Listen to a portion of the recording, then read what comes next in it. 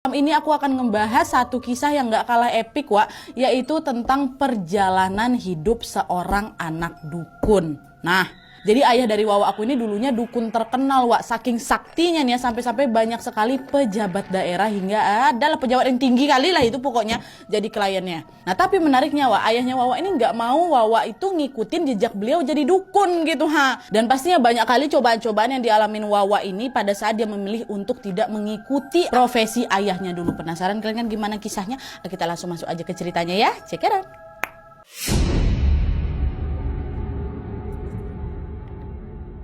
Oke, Wak, jadi kisah yang akan aku bawakan malam ini dikirim oleh Wawa aku yang kita sebut aja namanya Santi ya. Halo Santi, terima kasih sudah mengirimkan cerita ini sama kami semua. Nah, pengalaman mistis yang dialami sama Santi ini, Wak, berkaitan dengan latar belakang keluarganya, khususnya dengan mendiang ayahnya. Nah, sebelum kita masuk lebih lanjut nih ke ceritanya si Santi, aku pengen jelasin dulu tentang keluarganya Santi, Wak, ya. Jadi, Wak, si Santi ini adalah anak keempat dari 7 bersaudara. Nah, mereka sekeluarga ini tinggal di kota B, ya. Ayahnya Santi ini bernama kita sebut aja lah Bapak Sukadi dan merupakan seorang dukun yang sangat terkenal pada masanya, Wak.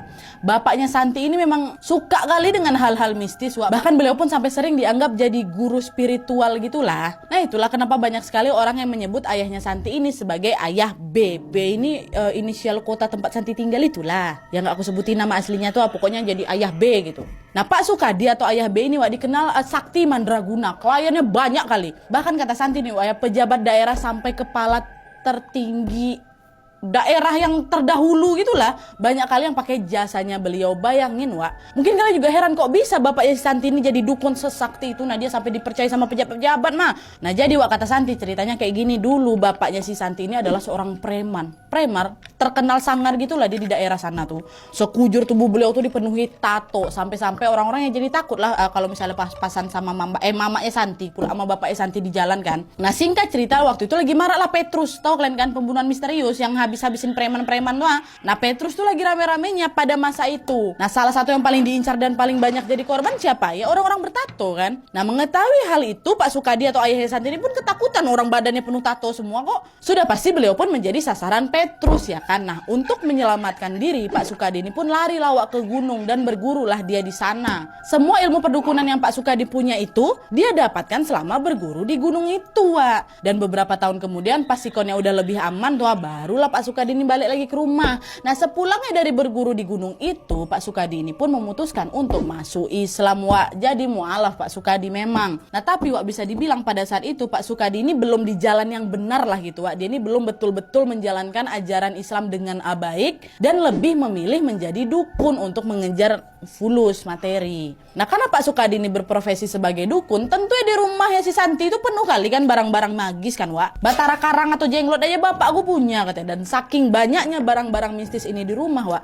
rumah mereka pun sampai didapatin julukan rumah hantu sama warga-warga di situ karena banyak kali tetangga-tetangga yang mengaku sering sekali melihat penampakan-penampakan di sana. Dan aku pun dari dulu nggak berani ngajak kawan-kawan aku main ke rumah. Karena apa? Setiap ada yang habis main ke rumah si Santi itu pasti balik-balik langsung sakit, Wak. Apa nggak dibilang macam rumah hantu rumah itu kan? Nah, dengan kesaktian yang beliau punya ini Pak Sukadi pun mulailah ngajarin anak-anak yang ber-7 orang itu untuk jadi dukun juga. Semua kakak adiknya Santi diajarin bermacam-macam doa dan mantra-mantra tuh, Wak. Tapi anehnya, Wak, dari 7 anak-anak bapaknya ini cuman si Santi aja nggak pernah diajarin mantra apapun. Ayahnya macam nggak mau Santi ini jadi dukun tuh loh, Wak. Santi pun mau aja orang kakak-kakak adik-adik diajarin semua ya kan, sampai bertengkar mereka gara-gara Santi itu ngerasa dibeda-bedain sama saudara kandungnya. Bahkan nih, Wak, ya, Santi ini kan sebenarnya juga udah kebuka gitulah mata batinnya sejak lahir kan, tapi ayahnya lah yang dengan sengaja menutup mata batinnya si Santi ini pada saat Santi berusia 5 tahun. Macam Santi ini udah di set, udah kok jangan jadi dukun gitu, ha. Tapi Santi tak kenapa, mungkin karena dari kecil nengok bapaknya kayak gitu ya kan, dia pun pengen jadi dukun juga. Ayah, ajarinlah Santi mantra, ayah. Abang adik semua dapat, ngapa pula aku enggak, katanya. Udahlah San, kamu nggak usah kepengen jadi dukun kayak ayah, katanya. Kamu kira jadi dukun tuh enak? Udah nggak usah, kata bapaknya. Ya kalau jadi dukun gak enak, terus ngapa pula ayah ngajarin abang sama adek jadi dukun? Ngapa Santi aja gak dibolehin? Ayah pilih kasih nih. Jadi dukun kayak ayah nih jarang ada yang kaya raya ya Santi. Mending kau belajar yang betul, kerja kau yang betul. Gak usah kau protes-protes sama ayah, turutin kata ayah. Tuh kata bapak Santi. Nah karena terus menerus gak dibolehin jadi dukun dan selalu kena marah tiap kali si Santi ini minta diajarin mantra, Santi ini pun akhirnya menjalani hidup ya udah jadi seperti biasa. Dia sekolah, dia bekerja, dan akhirnya dia menikah. Nah awalnya semua baik-baik aja, sampailah suatu hari Santi ini mengalami sesuatu yang membuat aku terheran-heran Nadia. Ya kan, apa tuh? Jadi gini, ceritanya gini. Waktu itu entah karena keperluan apa, salah satu temannya Santi ini minta diantarin ke rumah orang pintar sama si Santi yang terletak di salah satu kota di Jawa Barat juga, Wak. Nah anehnya pas Santi sama kawannya ini masuk ke dalam rumah dukun itu, tiba-tiba aja si mbah dukun yang nengok si Santi masuk tuh seketika langsung menundukkan kepalanya, Wak, membungkuk dengan posisi tangannya itu macam orang mau itu sungkem. Nah kagetlah si Santi nengok kayak gitu kan, hehe mbah mama nggak usah sujud-sujud sama saya kayak gitu, kenapa? Nah waktu itu mbah dukunnya nggak jawab apa-apa, Wak, dia hanya diam dan mempersilahkan si Santi sama kawannya ini untuk duduk. Nah pas duduk inilah, Wak, tiba-tiba mbah dukun yang mau ditanya-tanyain sama kawannya si Santi ini malah kesurupan. Suara mbah dukun tuh berubah, Wak, jadi suara perempuan lembut merdu kali suaranya dia, kata Santi. Dia melantunkan ayat-ayat suci Al-Quran sambil menatap tajam ke arah si Santi kan. Dan tiba-tiba sosok jin yang merasuki mbah dukun itu berkata pakai bahasa Sunda, gelis tinggal abdi saha.